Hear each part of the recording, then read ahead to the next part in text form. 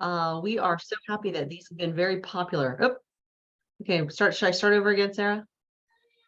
I just got it. We're being recorded. So the Florida Agritourism Associations welcomes you to our April webinar. We have a very special guest, one who many of you are familiar with, our board chair, Michelle Welch, who is going to speak today about how to be a good neighbor. She has operated a very successful wedding barn venue for over 10 years now, and has an 80-acre cattle ranch, blueberry field, and small crop farm located near Plant City, Florida. She and her husband Blake have 5 sons ranging from 39 to 24, and she has many grandchildren. So I love when I call Michelle and she is with the grandchildren, taking care of them for the day. Her background was as a teacher in Hillsborough County for 23 years before she dove headfirst into becoming an agritourism operator with the asset of her ranch. And she is here today to tell you all about how to be a good neighbor. And we so appreciate your leadership as our board chair too, Michelle. So take it away.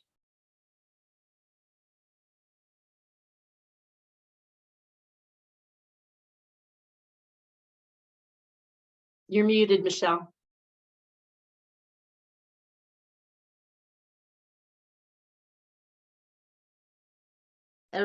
She's also frozen, like several people are frozen.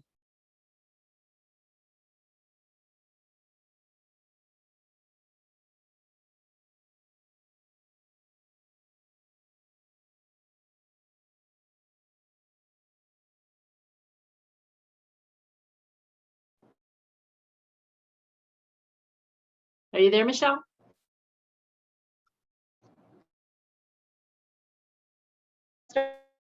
Whoop. Your bandwidth is low, it says.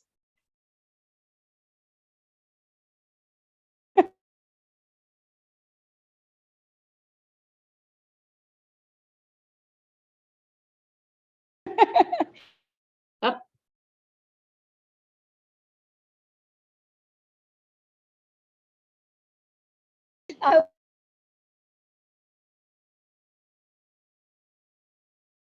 I'm not. I hear every once in a while, I hear a word. There you are. We're having a really bad, can hear me or not. Okay. I've got full power. Not sure what to do. I'm going to try plugging. Does that help at all? I can see you now. Okay. Should I start? Yes, go ahead. Okay. So welcome everybody. We have been in business since 2012, and we have hosted over 1,000 events here on the farm, mostly weddings. We've also had birthday parties, family reunions. We have had some festivals here, some of them over 500 people. And one of the big challenges for any agritourism operator is keeping peace with their neighborhood. So I put together a little presentation for you that will hopefully share some guidance. And I'm always available if you are having some challenges with your neighbors. I'm always available. Just Google Wishing Well Barn, and I'll be glad to help you wherever I can. I have a PowerPoint to share, and I'm going to start that. And we'll hope that everything goes as planned. So hopefully you guys can see this.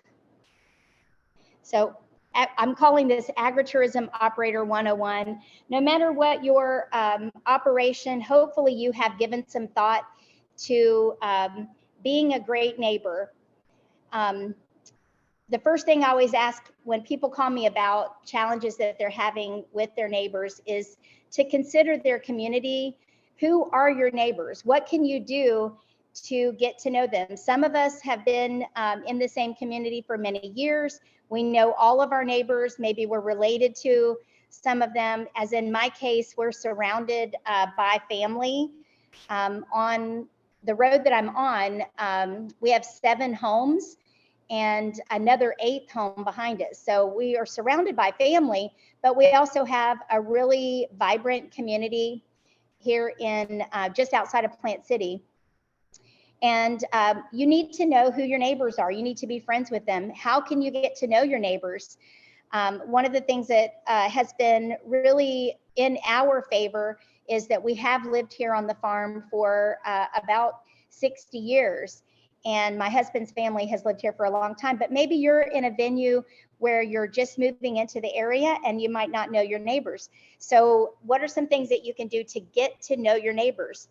I had a friend who started a wedding venue not far from here, and she didn't know any of her neighbors, and they were already starting to call the police and make complaints. And when I had a conversation with her about that, I said, well, who is making the complaint? And she said, I have no idea. And that's a problem. You need to know your neighbors. So if you're considering doing agritourism, I really feel like it's super important to get out there and knock on doors and get to know your friends that live near you that could be impacted by the noise on your farm. These are some pictures of people that are in our community. In the upper right-hand corner, that's some of my family. Lower right-hand corner, that is our nearest neighbor. His name is Shelton. He's actually a realtor in Plant City, but he's one of our favorite benefactors because he loves what we do, and he's very much in support of us. And then the couple in the flower field, they're in our community, but they also chose to have their wedding here. So we have a good relationship with the community around us. And so that's one of the reasons why people choose to have their event here, is because we have a good reputation. So building up your reputation is very important. And our family name is on our venue. So that is important to us. So a question that I ask people when they call me and they're having some challenges is, how can your farm become an asset to the community, your neighborhood to start with, but also the overall community? One of the things that we do here, yes? We can't see the PowerPoint. You're not advancing the slides for us to see it.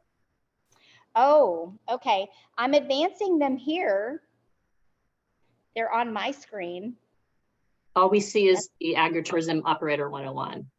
Oh my, okay. Thank you for stopping me. On my screen, I've gone three clicks down the road. I'm gonna move out closer to my Wi-Fi. I think maybe that'll help. The storm has stopped. Okay. So thank you for your patience.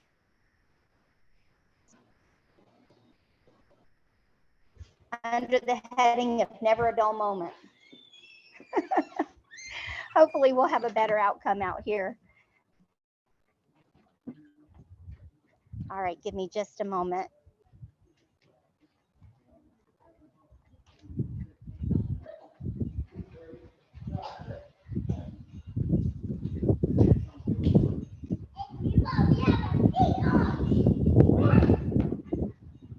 Okay, so hopefully you guys will be able to pick up the sound a little bit better. Sarah, can you hear me?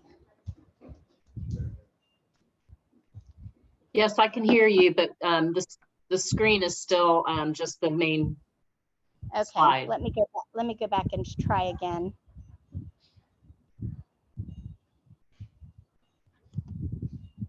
There we go. Okay, can you guys see that screen? How can your farm become an asset to the community? Yes, good. Okay, so we're back in business. So one of the things that we do here at Wishing Well Barns, and we've actually done this from the beginning, is charity events. So we've hosted many charity events over the years. I think the first one we ever did was a fundraiser for the Florida Boxer Rescue. And we've hosted foster children, Safe Families for Children has done charity or fundraising events here. We also invite them to come out at the end of our season. We'll have them come and pick blueberries with the foster families. And that's something that we really enjoy as well. And then school events. So the local high schools, and we have 4 big high schools close to us. So we offer them a reduced rate for their end of year banquets. We've had football banquets here, which is a really huge event. And then also the band banquet. We've had soccer, baseball, swim team, you name it. So it's usually during this time of the year, right now toward the end of the school year, they'll start looking for places to have their banquets, and they know that I'm going to give them a reduced rate on the space, if not free. It just depends on when they want to have it and how many people. And I also offer that as an opportunity for the kids in that sport to get some work experience. So they'll come here and do some of the setup for the event and get the parents involved. So yes, it's work for me. Yes, I'm giving up the space, but it's also a great relationship builder with the school. And you know, one thing that you can look at it, one way that you can look at it is that these are clients. These are clients that are going to, the girls are going to get married at some point. So as a wedding venue, that's a great thing.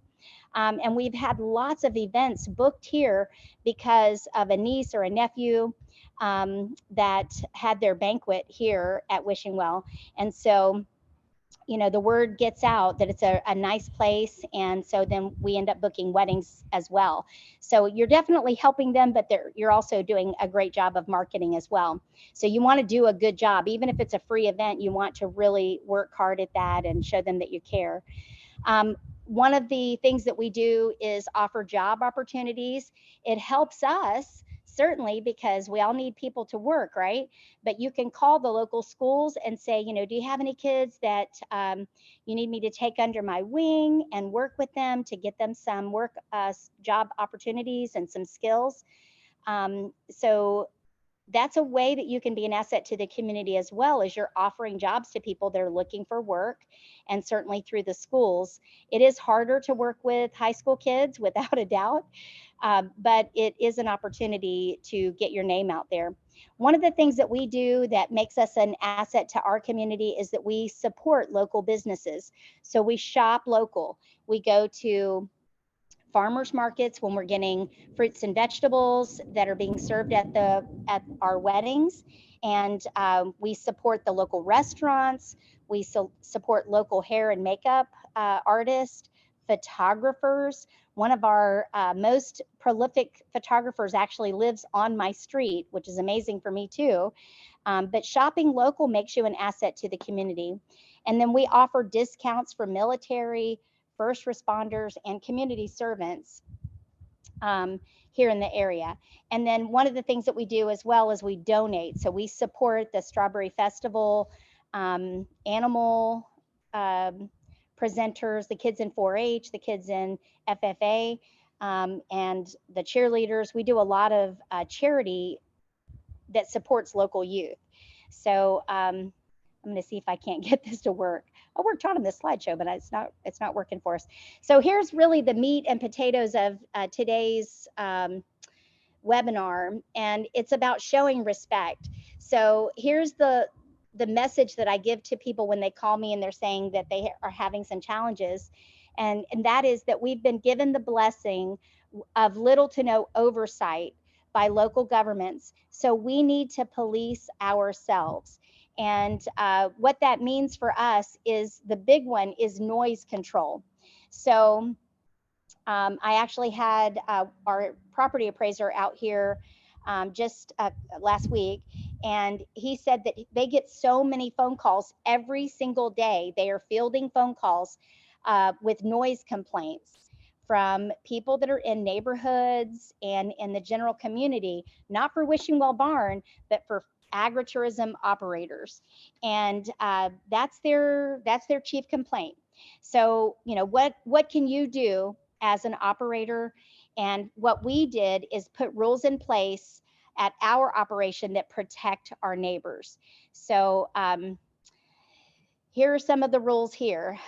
So at my location, it is in my contract that the music or sound has to be 70 decibels or less after 10 o'clock p.m. And that applies to every single day of the week. So no matter what day of the week, I start measuring the decibel level at 10 o'clock. We only use in-house DJs who have a contract with us as the owner. So a lot of places don't have this policy.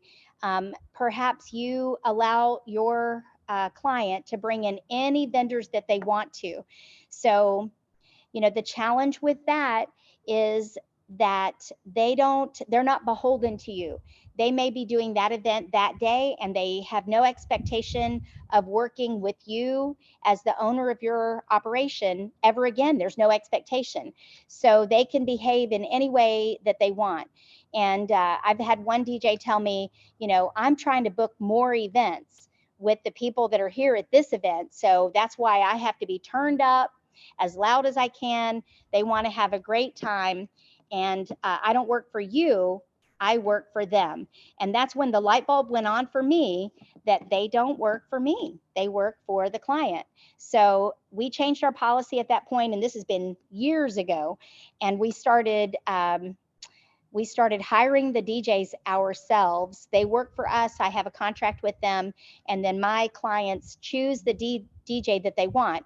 And my DJ list is like the United Nations. I have every culture represented, every color.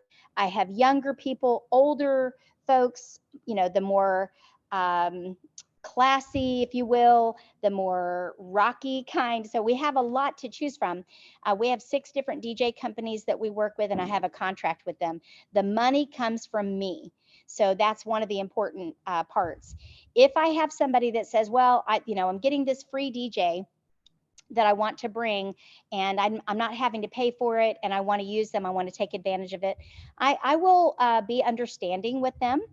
I make them do a walkthrough sometime before the day of the event. It can be any day, but it has to be before the day. And then they have to do a sound check. So that usually eliminates a lot of DJs. They don't want to take another day and come to my farm to do a walkthrough with me. That's their time. They're not getting paid for that. So a lot of times that scares them off, and I'm okay with that. We also have a rule, no live bands, or they must have a sound technician. Sound techs usually start about $2,500. And so that's another thing that discourages people from using live bands. And then I also require that they use electronic drums so that the percussion can be controlled, and we don't allow horns at all. Sarah, are you seeing these things? Yes. Okay, good. So another, if you see on my screen right here, this is a picture of the decibel meter that I use, which is Decibel X. There are other applications out there. Decibel Pro is another one that I've heard of. And what I do with any new DJ is I stand at my property line and I do a monitor. This is during this sound check. So this picture was actually a screenshot that I did of at an event. And you can see that the meter is in the red. So one of the things as a business owner that you have to consider is the safety of your employees.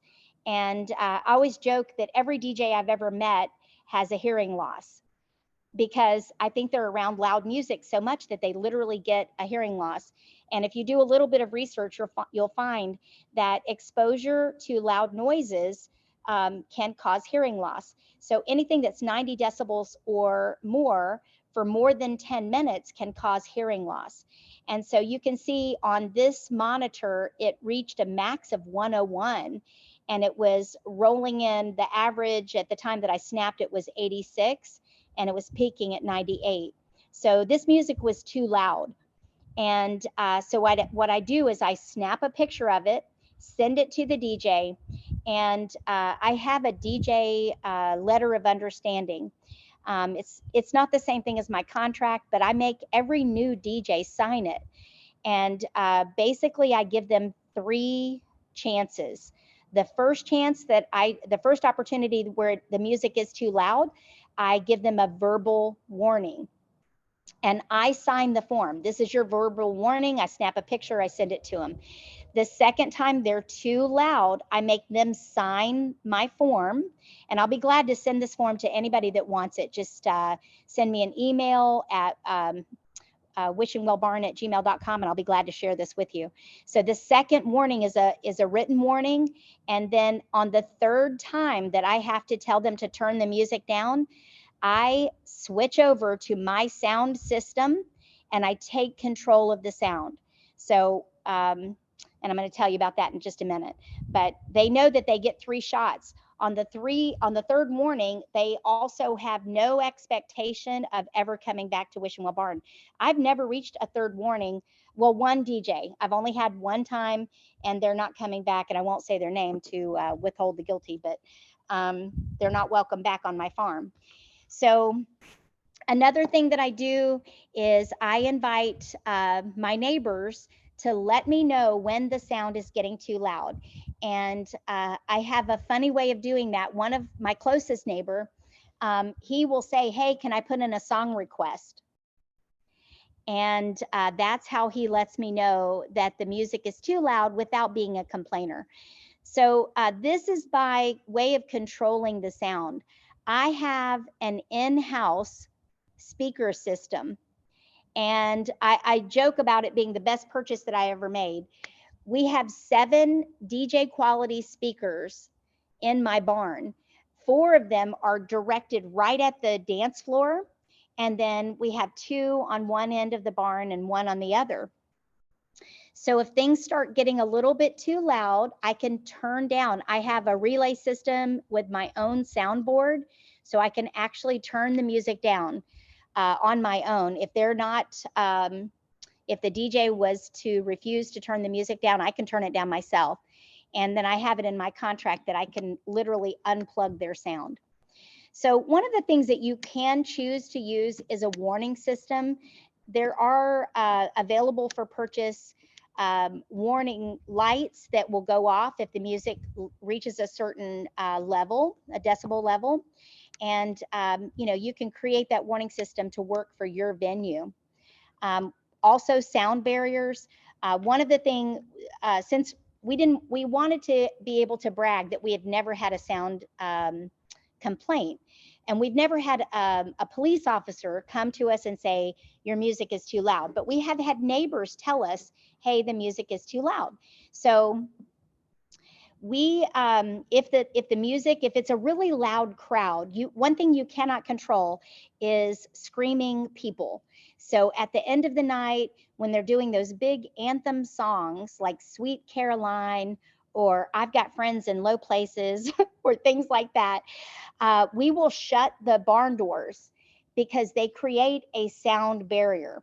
Later in the evening, we will even drop our vinyl sidewalls because if we have a crowd that we know is going to be loud, we literally will do that. We'll do everything we can to create a sound barrier to keep the sound from traveling too far. I've heard of people using special insulators around their, like if they're closing in their barn, you can put up a hedge, you can put up a wall, and that will help. Anything that will deflect the sound. And then one thing we do is warn our neighbors if there's going to be a really big wedding, or if we're having fireworks, or if there's anything that's unusual that's going to disturb my neighbors, I will send out, I have a Facebook page that's just for my neighborhood, and I will post, and then I'll send out a warning to those neighbors of mine who are the most sensitive to things like that. I'll say, hey, we're going to have a beautiful fireworks display tonight at 10 o'clock. You may want to, you know, grab your coffee and sit on the porch so you can enjoy it. And that's how I present it to them. So other areas of note. So we, you know, this is about being a neighbor, a good neighbor. The noise is the biggest complaint that most people seem to be having, but there are other things that you can do to become a good neighbor. And one of the things is to adopt the road that leads to your operation. So you can go out and pick up the trash we do that. I have a golf cart. We have several golf carts, and we drive up and down the road with our grabber and a garbage bag, and we just pick up trash. Maybe it comes from our weddings, maybe it doesn't. I don't know, and I don't care. I want the road leading up to my venue to be pretty anyway, so why not go ahead and spend some time picking up that trash? There are road adoption programs that where they'll put up a sign that says this road is adopted by Wishing Well Barn. And so that's a great way to get your name posted on a sign as well. So this could be to your advantage anyway. And then one of the things that we do, and we've done this from the beginning, is we have hosted events for our community. Every year we have a big Christmas party, and we have a golf cart parade, which is the most fun thing ever. All of our neighbors have been buying golf carts. Most of them have golf carts, and they decorate the golf cart, and they meet right here at the front of my barn. And we drive our tractors and our golf carts, and we let the kids ride on the tram, and we go all the way through the neighborhood and sing Christmas carols. We have fake snow. It's just the most fun thing. And then we also have an Easter egg hunt where we invite the kids in the neighborhood to come find Easter eggs. And then at the end of the school year, we'll invite just the kids on our road to come and have a big party here at the barn. Yes, this costs money. And yes, we are giving up a date where we could book an event, but it serves just leaps and bounds in keeping your neighbors happy. And then I have on here too the bullet that says, be there for your neighbors. When we have a bad storm that comes through, we've had neighbors lose the roof off of their barn, or they've had storm damage after we had several hurricanes in a row. We're the first out there before we pick up anything in our yard. We are on our road helping our neighbors.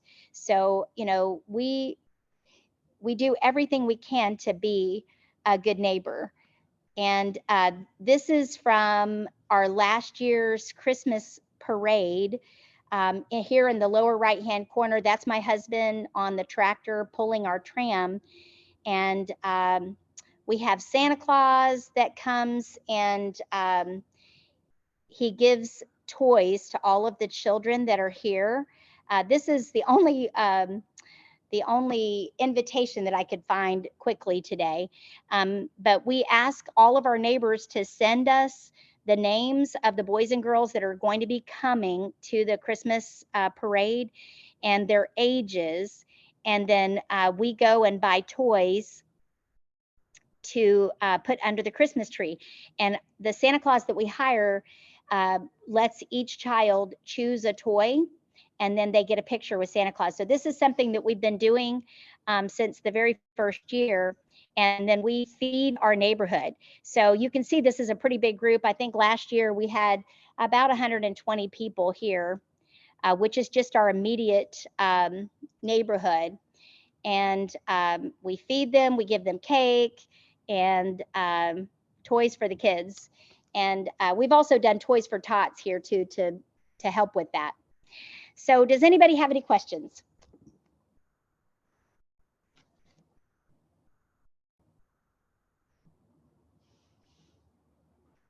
Can you guys hear me? Yeah, I have a question, Michelle.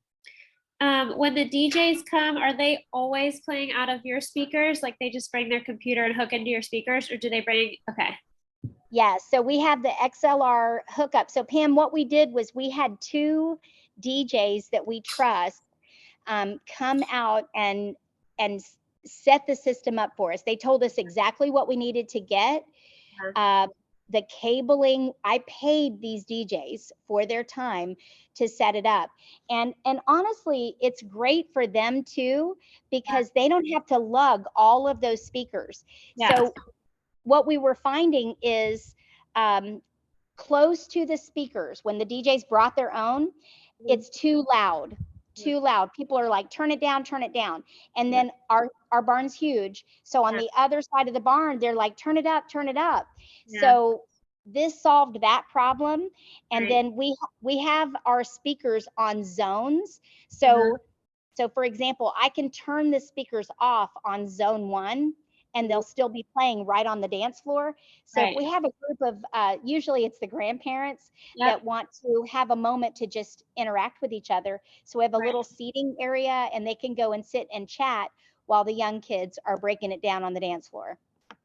That's really cool. I've been looking into and toying with that idea for a couple of years now, and it everybody says that it's awesome. Such a great investment. The speakers that we use are called EV, and Okay. they're the highest quality speakers you can get your hands on. They're about $1,200 each, so it's not a cheap system, Yeah. but it was worth the investment. And then I have a soundboard that I have full control of. It's behind the bar. I can get to it, and if things get a little hairy, I can turn that music down. And we've had situations. One situation, for example, where we had one of the guests had a heart attack, and yes, he had a full on, he coded here Wow. at my property. It was so terrifying. Luckily for us, we had a whole table of EMTs, Whew. so they were able to get his heart started again. But I needed that music off. Yeah. So that we could hear, so that we could give this man the attention that he needed, and figure out, how to save his life. And Yeah. so I had to run to my monitor and turn everything down. So it's a safety issue as on top of convenience. Thank you, Hey, Pam. Michelle, when you guys, what about if you ever have like a band out there? How do you deal with the noise on that one? So first and foremost, we don't allow bands. So that's always the first, Okay. the first thing we tell them is we don't allow bands. And then if they really press on that, Vincent, I will tell them, okay, so you want a band. If you want to have a band, let's work through a way to make that happen. We do require a sound technician. And so usually they'll say, okay, let me check. And they'll call their band and say, hey, can we get a sound tech? It's required by the venue. Well, sure, you can have a sound tech check. They're like a sound technician is about $2,500. And so that usually discourages them right off the bat because it's cost prohibitive. So then they'll call me and say, okay, I can get a sound technician. So then they have to have electronic drums because the percussion of a standard drum system cannot be, there are sound barriers that you could put around them, like a plexiglass sound barrier, but it still doesn't, reduce the sound enough to where it's not too loud. And we measure that with those sound, the decibel meters. So we've had Michael Ray perform at my venue. We've had several big stars, and they bring sound technicians and they just find a way to make it work with the electronic drums and a sound technician who can monitor. A lot of times it's the microphone, not the instrument, that's a problem. Okay. Okay. Thanks. And Vincent, I'll be honest with you, we've lost money. I've had people willing to spend $30,000-$40,000 for their venue if we would allow them to have a band. And I have to say, walk away from. Yeah, sometimes you have to walk away in order to make sure that you sound like you got a really great operation there and everything's been well thought out of. And based on the amount of experience you guys got, it doesn't sound like there's a whole lot you guys have not experienced. So yeah, sometimes you have to turn the money away. It's not that, we can do without that one. Right, exactly. And sometimes you're thankful that you turned it down. And then there's the workplace environment and safety for your employees. If I made that money that one time, and then I turn around and have a workman's comp claim because they have a sound loss or hearing loss, I'm going to lose that money right back. So that's something that we really do pay attention to. And I have said to my employees, hey, if you ever feel like something's, it's not feeling right, if you feel like the music's too loud, let me know. I'll go ahead and send you home for the rest of the evening. If they're saying that it's too loud, we have the little ear protection as well. Mhm. But because it does get loud, but it's not over 90 decibels. And I know it's not because I have that decibel meter. Michelle, we have a question. Has anyone had an open event to the public? We have, we've had some fundraising events where they open it to the public. And I will be honest with you, those are very stressful events because you don't know how many people are coming. You can't, your parking lot may not be big enough. On one of the charity events, we had to open up a pasture and move cows to another pasture in order to accommodate the cars that came in. So it's too much unknown if you do that. It's not something that I like to do, and it's actually very rare. I would highly encourage anybody that's going to do an event that's open to the public, you need to have security on site. You need to hire security for that event because there's just so much unknown. And, because it is open to the public, you're inviting just anybody to come. And so they may not all be your friends. They may be there to cause trouble. So I would highly recommend that you get security because you have no way of offering protection to your clients or to your staff or to your family. So I wouldn't do that again without security.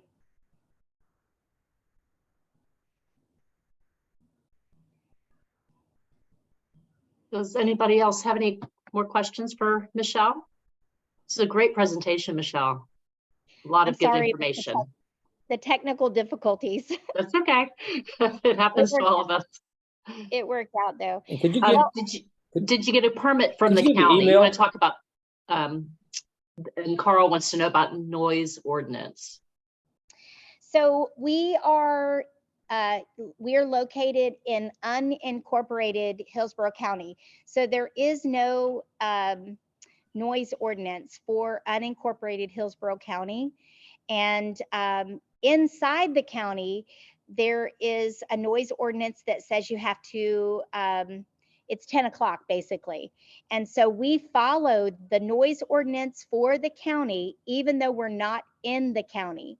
We're not in the city limits. So I have it in my contract that we have to reduce the noise level to 70 decibels or less by 10 o'clock. So even though that noise ordinance does not apply to me, I still follow it out of respect for my neighbors. Very good. And Peggy wants to know if you get a permit from the county. So because we're an agritourism operator, the local government is prohibited from making us get a permit because of the agritourism law. So we're not required to get a permit to have weddings.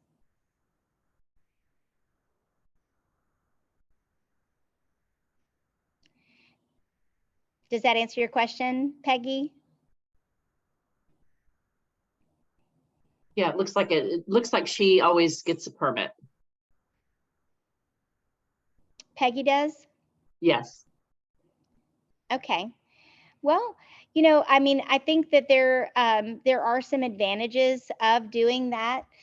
One of them that come to mind is that you're letting the first responders know that you're having a big event that day. So there are some advantages to that. They'll be on alert that you're having an event. So there's nothing wrong with getting a permit, but we are not required to. How far are my neighbors? Carl wants to know. So Carl, I would say, well, the family members that are also my neighbors, and I respect them as much as other people that are not family members, are very close. We have 7 homes on the front end of the 40-acre piece, and then on the back end of we have a total of 80 acres. There's another family member, but the closest neighbor I would say is about 300 yards. I have a question, Michelle. Do your vinyl roll down walls actually help with the noise? They definitely do. So if we're being extra loud, and my closest neighbor is a friend named Shelton, and he'll say, hey, can I put in a song request? And that's his way of letting me know, hey, you guys are being a little loud tonight. And so I will roll down the sidewalls on his side so that Right. it's not bothering him. That's super cool to be able to do it directionally. Mhm. And we've also invited him to come over and have a piece of cake too. That always helps. He loves Anybody cake. else have any more questions? We have the vinyl sidewalls, Peggy. I saw your question about what type. I get them from Pinnacle, Pinnacle, and we get the heaviest weight that they offer. If you reach out to me through email, I can share my order with you, but our sidewalls roll down. We have them rolled up on the side of the barn, and the great thing about those is it literally takes 10 minutes or less to get my entire barn enclosed. If we have a nasty storm come through, we can get the entire barn wrapped in about 10 minutes. And we have the clasps that hold them to the sides of the barn. So anybody can get in or out. If there were to be an emergency, they can easily get in or out. And they're held with eyelets on the sides. And that way we can, pull down whichever. Most of my vinyl sidewalls are 20 feet wide. So I can enclose a 20-foot section at a time.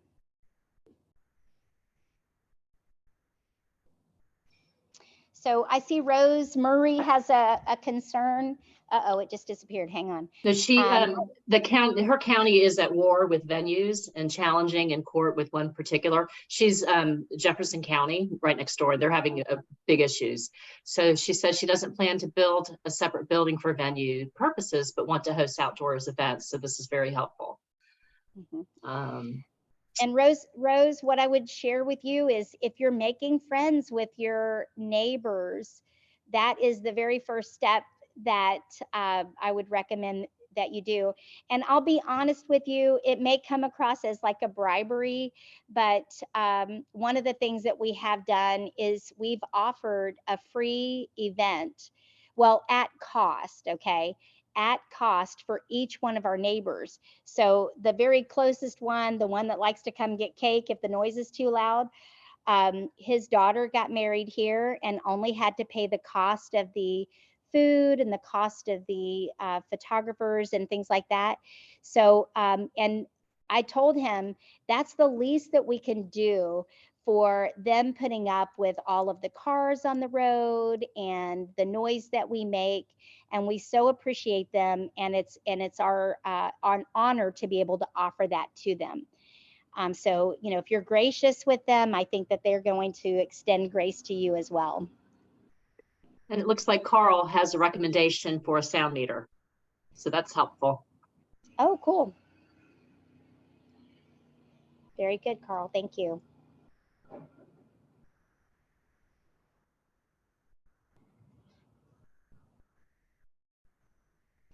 All right, I'm scrolling through to see if there are any other questions. And Peggy, thank you for sharing that. I love that dance idea on Fridays. That looks like a lot of fun.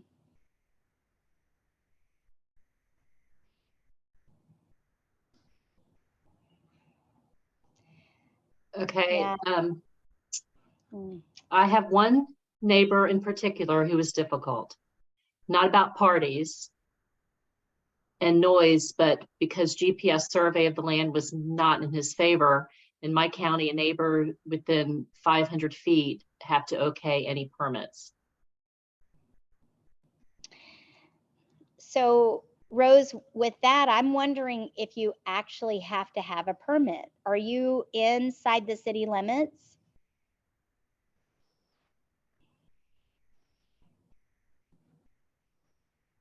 I think you might be It's, muted. you're muted if you're answering, Rose. She's in Jefferson County, right? County rules are what they are. Okay. That we're having, like she mentioned earlier, we have one member in particular who's having, basically they told them to sue them. So that's where they are. I'm here now. Hi, Rose. Yeah. So it's really interesting. So I have this one neighbor that the county says I have to have a permit to do venue type wedding events. And that every neighbor within 500 feet of my property has to say it's okay. So I have this one neighbor who's going to say no matter what, because when the surveys on the property were done, and I understand why he's upset, I took what he thought was 15 feet of his property, not 15 inches, 15 feet. So we had this whole fence thing where he tore down my fences when I was putting them up, and he reconstructed barbed wire. And so he's just basically going to say no matter, he doesn't live on the property. It's just a cornfield. It's not disrupting him and his life or anything else. And this is kind of going down a rabbit hole, but my county insists that I get permission from all of my neighbors within 500 feet. And I don't know, this is probably more of a association question than a Michelle question. He's our chair. Oh yeah, okay. He's gonna say no matter what. He's Not to just put you on the spot. we also have so in that 15 feet that he lost, he decided to park all of his rusting semis and tractors and stuff that he doesn't use anymore right outside my back door. So he thinks he's blocking my view, but I call it, I won't say his name, but I call it blank revenge, his revenge. Well, your property's still beautiful. Oh, I know it is.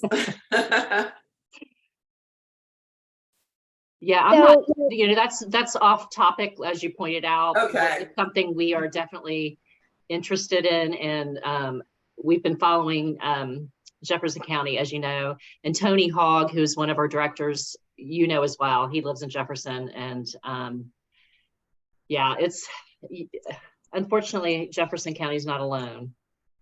Okay. Yeah. Yeah. All right, thanks. This has been very helpful, though. I appreciate it.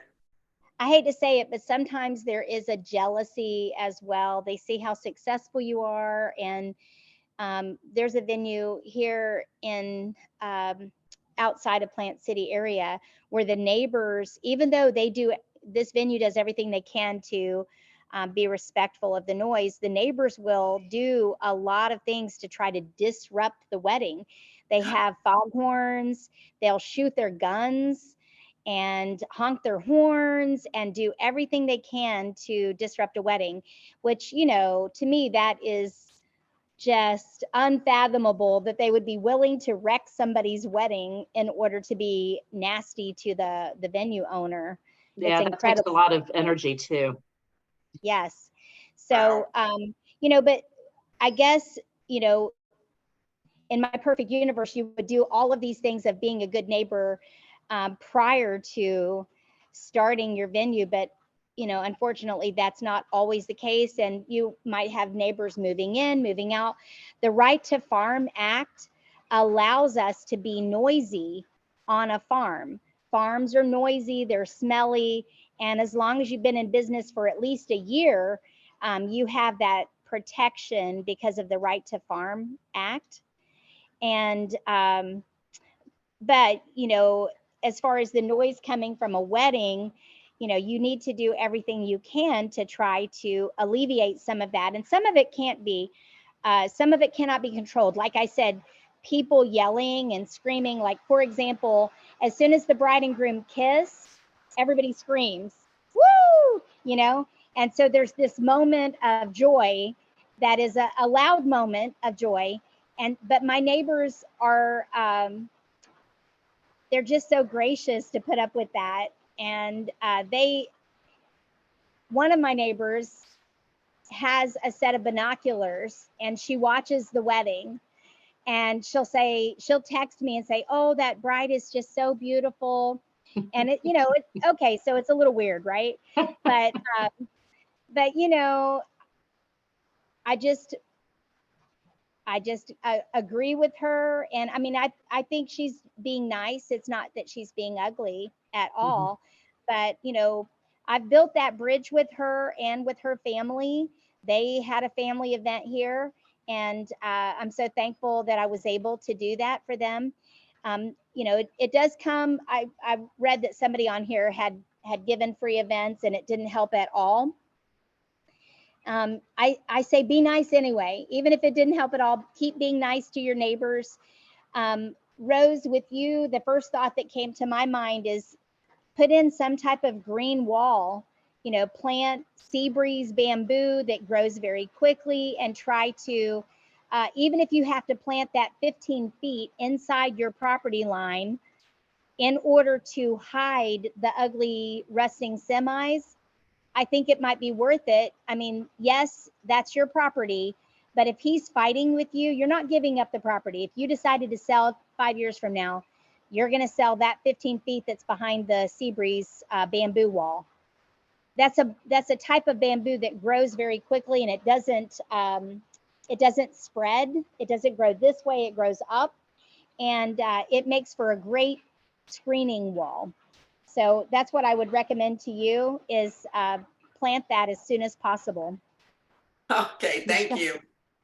Michelle, Carl wanted to ask you about Hillsborough County, how they are to work with. I know they've come full circle, haven't they? Well, oh my goodness. When we first tried to open a venue, and the barn was already here, but when we first started wanting to host events, I really felt like I was under attack by everybody. We had any kind of agency that can scare the bejeebies out of you. We had the fire department, we had the property appraiser, building department, permitting, food and drug administration came out. I mean, just everybody that could do an inspection came to our venue. We ended up having to hire fire watches for a whole year, and we spent about $17,000 hiring off-duty firemen to sit and watch a wedding. So we've been through the ringer, paid a lot of money for, spent a lot of time, paid a lot of money to try to get to where we are. So I totally get when the people who say that they're under attack, oh my goodness, I've been there. So, stay true to the course, keep going. We do have the protection of the law, the agritourism law that was passed and then updated to include ceremonial events. And then that's one of the reasons why I am an active member of the Florida Agritourism Association is, and one of the reasons why I tell people we have to police ourselves is that it takes one or two bad actors and the name of agritourism becomes a bad word. And my property appraiser in my county, they're getting complaints every day about noise. And so when somebody calls and says, oh no, I got a noise complaint, I'm like, turn it down, turn the music down, or find a way. We need to police each other and police ourselves so that we can keep doing the things that we're doing. I want to pass my farm down to my grandchildren. I see Pam's beautiful son right there, and I'm sure that she feels the same way. We want to protect our farmland. We want to keep farming. We are farmers first, and then we have these amazing agritourism operations across the state of Florida that help us add money to every inch of property that we have, that add value to every acre. And so we need to police ourselves so that we can keep doing what we're doing. And as long as we're an asset to the community and not a problem, I think we will be able to continue.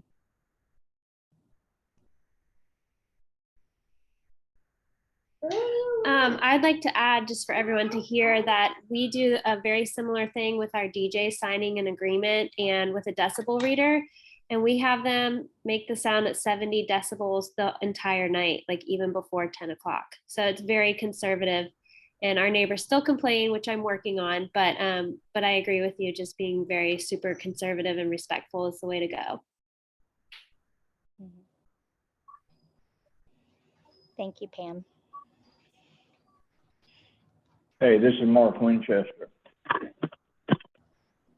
I'm sorry I'm joining late. Can you hear me? We can hear you, Mark. Okay. I was actually in a meeting with our local ag agent here in Jefferson County. And I've missed most of the meetings, so I know y'all talk a lot of issues about Jefferson County. We have the latest thing is they voted Thursday night to take us to file an injunction to shut us down. And I have gotten a hold of the Commissioner of Agriculture's regional director. I hope to see her next week at the symposium over in Quincy. And we have met with Tony. Actually went to the meeting. Tony Hogue went with us Thursday night and made the case. It's just that they don't know the law. They don't want to know the law. And I hear, you want to be a good neighbor. We've done all that for 3 years. This is a 3-year battle, and it's become just overwhelming at times. But we're standing up against them. And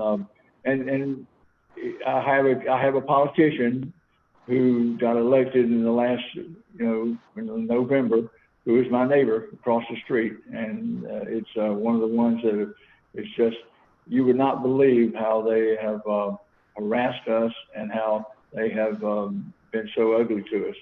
But just stand tall. I'd say get a hold of your local agent. He is actually writing a letter to present to the county commissioner saying that they say I'm not a farm. I'm not a farm. And I don't understand it, but he's gonna clarify that for them. So I just wanted to make that point. I'm sorry I missed it. I'll look at the recording. Thank you so much.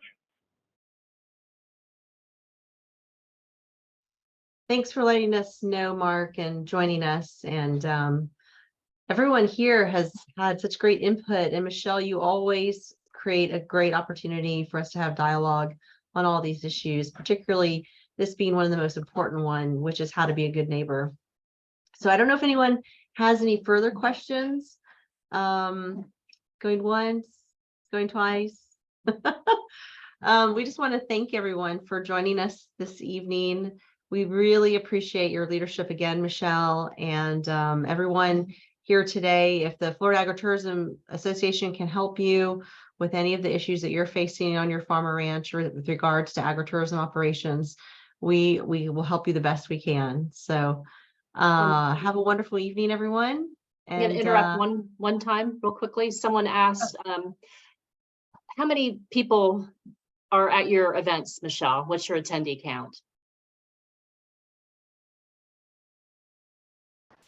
Our average wedding size is 125 guests, but my barn is rated at large enough to hold 350 people, but we don't go over 299 because we don't want to put in a sprinkler system. So 299 is our max capacity by choice because I don't want to have, I don't want to put in a sprinkler system. Probably the largest, Peggy, the largest event we've ever had was a 500-person event, but it wasn't inside the barn. We had a retirement party for one of the Hillsborough County Sheriff's leadership. He was number 3 in Hillsborough County Sheriff's Department, and he had his retirement party here. 500 people, and but they didn't come in.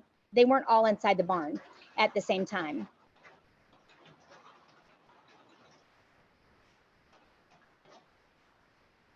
Well, thank you, Michelle. Thanks, everybody. Before we go, I'd like to invite everybody, to come to our conference. It's our first annual conference. It's going to be held this summer, July 9th and 10th. And then we're going to be doing farm tours on the 11th. The sign up is in, if you go to the Facebook page. If you're a member, you should have received an email inviting you to sign up. We are going to have property appraisers, fire people, representatives from fire. We're hoping to have people from the legislature and our IFAS representatives from across the state there. So much good information is going to be shared at that conference, and you'll be able to meet other agritourism operators in your area and across the state. So it's going to be a great networking event as well. So if you haven't signed up, go ahead, and I see Sarah has just shared our website for that. Thank you so much, Sarah. But go ahead and get signed up for that, because we really do need to stick together.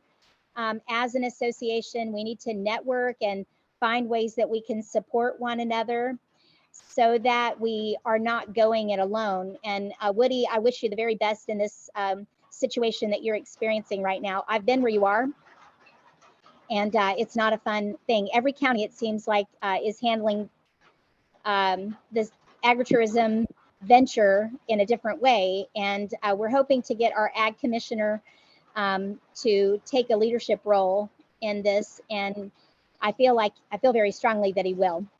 So thanks, everybody, and thank you, Lena, for all that you're doing up at the state level to help us. We really appreciate that. Thank you. All right, everyone, have a great evening, and we'll catch you at the next webinar. Thank you, everyone.